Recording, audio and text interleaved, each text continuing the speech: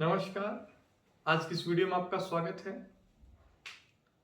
पिछली वीडियो में मैंने आपको बताया था कि राहु जो है वो मेष लग्न में कैसा फल देता है अगर विभिन्न भावों में बैठा हो। आज हम इसी की विस्तृत चर्चा करेंगे, इसी में वृष लग्न के बारे में। अगर आपकी कुंडली में वृष लग्न का राहु है तो वो कैसा फल देता है, आइए जरा इसको समझने की कोशिश करते हैं। वृष लग्न का मतलब है जब आपकी कुंडली के पहले भाव में यहाँ पर 2 लिखा है, यानी कि यहाँ वृष राशि है। तब इसको अगर आप बाकी राशियों को कुंडली में ठीक ठीक प्लेस कर दें तो आप देखेंगे कि यहाँ अगर प्रथम भाव में आपके राहु है, यहाँ पहले भाव में राहु बैठा है, तो यहाँ राहु जो है वो मित्र राशि में होता है। अब क्योंकि यहाँ राहु मित्र राशि में है तो ऐसी स्थिति में लग्नेश शुक्र अगर प्लेस्ड अच्छा है तो यहां राहु बहुत ही शुभ फल देता है।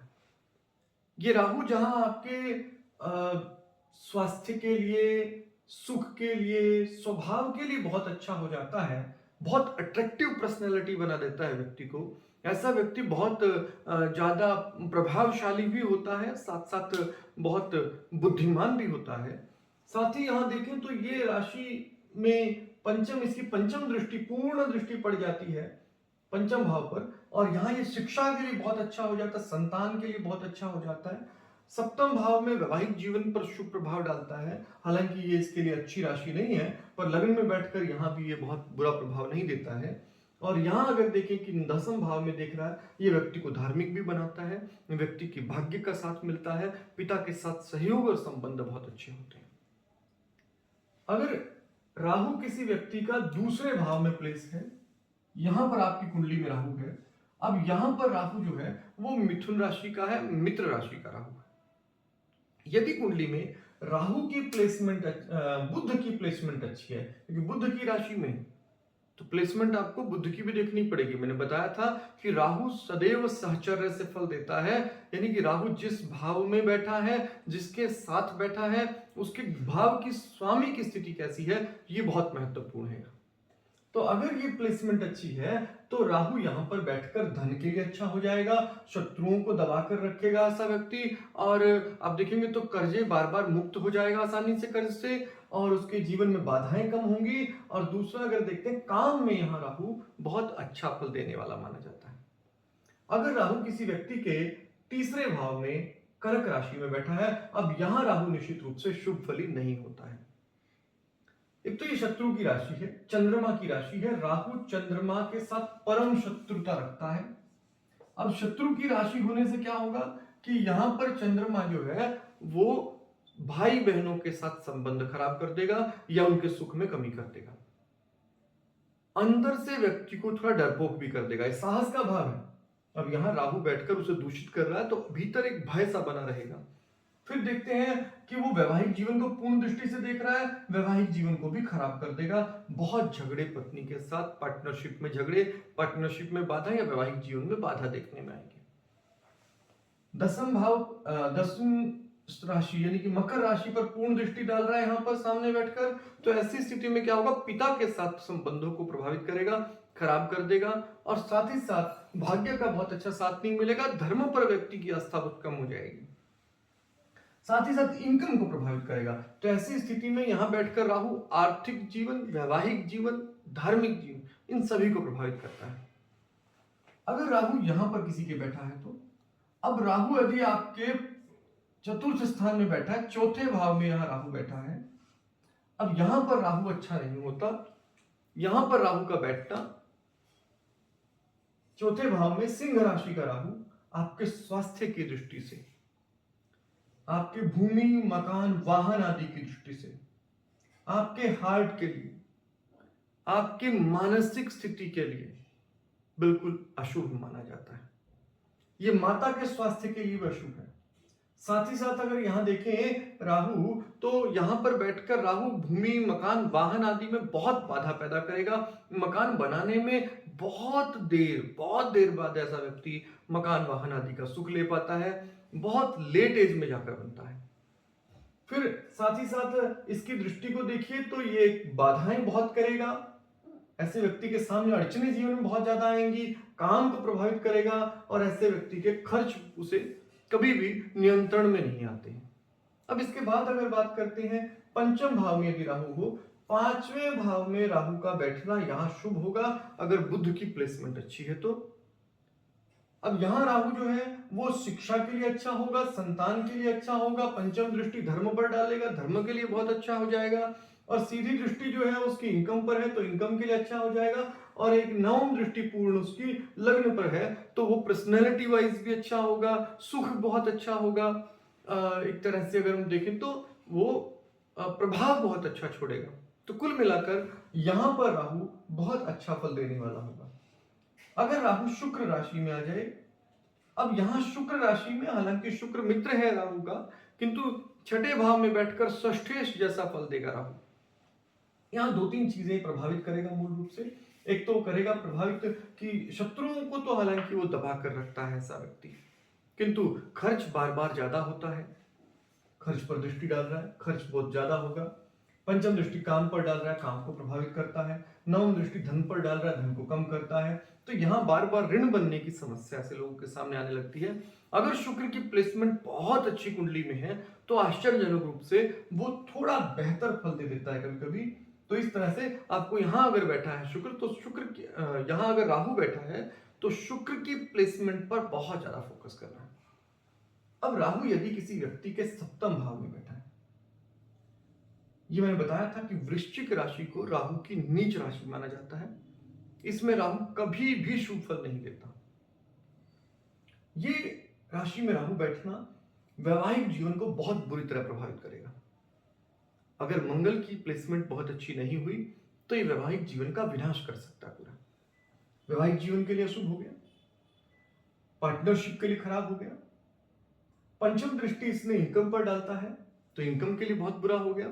पूर्ण दृष्टि सप्तम लग्न पर डालता है, स्वास्थ्य के लिए अच्छा नहीं होगा। और साथ ही साथ इसकी एक दृष्टि नवम पड़ेगी भाई बहनों पर, तो भाई बहनों के साथ संबंधों को भी खराब कर देगा या उनके सुख में कुछ कमी कर देगा। साहस की दृष्टि से भी अच्छा नहीं है। फिर तीसरे आप अगर एक और महत्वपूर्ण बात यहां ये है कि ये मारक भाव में आ गया है, मंगल अपने शत्रु की राशि में है, नीच स्थिति में है, इतना ज्यादा मारक प्रभाव रखता है कि इसकी दशा अंतरदशा में निश्चित रूप से स्वास्थ्य पर बुरा प्रभाव दिखाई देता है, ऐसा आचार्यों का मत है।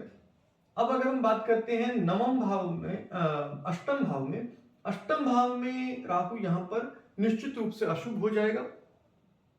और यहां पर राहु बैठना जहां बार बार जीवन में लगातार बाधाएं आती हैं, जब राहु की महादशा आएगी तो एक के बाद एक अड़चने आपके जीवन में आती रहती हैं। ऑब्स्टेकल जो है वो कम होने का नाम ही नहीं लेते हैं। एक तो ऑब्स्टेकल्स बढ़ जाएंगे, संघर्ष बढ़ जाएगा, स्ट्रगल बढ़ जाएगा। अगर आप पंचम दृष्टि इसकी देखते हैं तो खर्च बहुत बढ़ जाएगा, नियंत्रण में नहीं आएगा खर्च, इसकी पूरी दशा अंतरदशा में खर्च नियंत्रण में नहीं आएगा। फिर देखते हैं धन को, तो धन को ये बिल्कुल तेजी से खर्च करेगा। खर्च बढ़ गया है तो व्यय आपका बढ़ा है तो संग्रह अपने आप कम हो जाएगा, संग्रह भी कम हो जाएगा। और फिर देखते हैं तो पंचम दृष्टि यहाँ इसकी नवम दृष्टि इसकी यहाँ पड़ती है। अब यहाँ पड़ने से एक समस्या और पैदा होगी कि सुख की कमी भी करेगा। आपका मन जो है वो सदैव शांत रहेगा, भूमि वाहन मकान आदि बनाने में भी ये बहुत अड़चने पैदा करेगा, माता का स्वास्थ्य भी खराब कर देगा। तो इस तरह से यहाँ राहु जो है बहुत अशुभ फल देता है। अब अगर राहु यहाँ है, शनि की राशि में है, शनि उसका मित्र है, अगर शनि की प्लेसमेंट बहुत अच्छी है तो यहाँ शनि भाग्येश की तरह फल देगा, बहुत आपके लिए लकी प्लेनेट हो जाएगा। जब भी इसकी दशांतर दशा आएगी भाग्योदय कर देगा। विदेश जाने के लिए योग कारक हो जाता है क्योंकि यात्रा कारक है राहु। तो एक तो आपके लिए ये बार बार यात्राएं बहुत अच्छी कराएगा, शुभ यात्राएं कराएगा, भाग्योदय करेगा, भाग्य के लिए पिता के साथ संबंध अच्छे हो जाएंगे, धर्म पर आपकी जो समझ है वो अच्छी हो जाएगी। ऐसा व्यक्ति बहुत धार्मिक होता है, धर्म को मानने वाला होता है। साथ ही साथ इसकी पंचम दृष्टि जो है लग्न पर हो जाएगी तो आपकी जो एक तरह से अभिव्यक्ति है उसको निखार देगा, बुद्धिमत्ता को बहुत तेज करता है। साथ ही साथ आपके लोगों में छवि बहुत अच्छी हो जाती है। फिर सप्तम दृष्टि जो है आपकी राहु आपके पड़ती है भाई बहन पर, तो उनके सुख को बढ़ा देता है। और नवम भाव में जिसका शिक्षा संतान का भाव है उसको भी अच्छा करता है, कि शिक्षा अच्छी हो जाएगी और संतान के साथ संबंध आपके बहुत अच्छे रहेंगे, तो इन सब को ये अच्छा कर देता है। तो यहाँ राहु की महादशा जब आएगी तो बहुत ही अच्छा फल देगी और विशिष्ट शुभ फल यहाँ राहु दे सकता है। अगर राहु बैठा है आपका 10वें स्थान में यानी कि कुंभ राशि में, अब यहां भी हमें राहु की प्लेसमेंट के साथ साथ शनि की प्लेसमेंट पर ध्यान देना है। अगर शनि की प्लेसमेंट बहुत अच्छी है तो निश्चित रूप से ये काम के लिए बहुत अच्छा हो जाएगा, धन के लिए बहुत अच्छा हो जाएगा। तो इस तरह से बहुत अच्छी वृद्धि उन्नति दिखाई देगी यदि आपका राहु जो है वो 10वें भाव में है। तो इसमें कोई डाउट नहीं कि 10वें भाव में बैठकर राहु शुभ फल ही देगा, किंतु आपको देखना शनि की प्लेसमेंट अच्छी होनी चाहिए। यदि शनि आपका खराब होगा तो फिर ये अच्छा फल नहीं देगा। अब अगर हम यहां बात करते हैं कि 11वें भाव में राहु है, 11वें भाव में इसकी शत्रु की राशि है। शत्रु की राशि में अगर बृहस्पति की प्लेसमेंट अच्छी नहीं हुई, बहुत कोई विपरीत राजयोग नहीं बन गया, तो ऐसी स्थिति में आपके बृहस्पति क्या करेगा, बृहस्पति की राशि में राहु आपके इनकम को घटा देगा। जैसे ही राहु आता है आपके इनकम सोर्सेज को प्रभावित करता है बहुत बुरी तरह से, धन को प्रभावित करता है बहुत बुरी तरह से।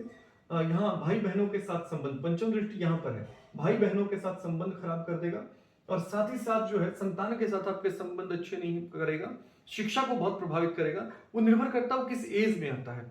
अगर आप शैक्षणिक काल में आपकी एज आती है तो शिक्षा को प्रभावित करेगा। अगर आपकी एज शिक्षा के बाद आपके समय आता है और संतान के समय में आता है तो संतान को प्रभावित करेगा। तो इस तरह भी अपनी बुद्धि से काल निर्णय कर लेना चाहिए कि कौन सा पीरियड चल रहा है, उसके अकॉर्डिंगली तो चीजें प्रभावित होंगी और यहाँ वैवाहिक जीवन को भी प्रभावित करेगा। तो इस स्थिति में राहु जो है वो यहाँ एकादश भाव में बिल्कुल भी शुभ नहीं माना जाता, किसी भी तरह से अच्छा फल देने वाला नहीं है। अगर राहु है आपके 12वें भाव में, 12वें भाव में राहु बिल्कुल भी शुभ नहीं होता है। यहां पर राहु जहां आपके स्वास्थ्य के लिए खराब हो जाता है, साथ ही साथ देखेंगे क्योंकि यहां खर्च बहुत बेतहाशा बढ़ा देगा, खर्च बढ़ा देगा, भूमि मकान वाहन आदि में परेशानी पैदा करेगा, शत्रुओं को, रोग को, कर्ज को बढ़ा देगा और साथ साथ आपके जीवन में बाधाएं बहुत ज्यादा आएंगी। तो ऐसी स्थिति में राहु का 12वें स्थान में बैठना भी शुभ नहीं माना जाता। राहु जब भी देखना है आपने, जिस भाव में बैठा उस भाव के स्वामी को जरूर देख लेना है। यदि उस स्वामी अच्छा है तो राहु बुरा होते हुए भी कम बुरा होगा, अच्छा होते हुए बहुत अच्छा हो जाएगा। तो उम्मीद है आप इसे ठीक प्रकार से समझ गए होंगे। आज की वीडियो में इतना ही। अगली वीडियो में अगले किसी विषय पर बात करेंगे। तब तक आपका दिन शुभ हो। धन्यवाद।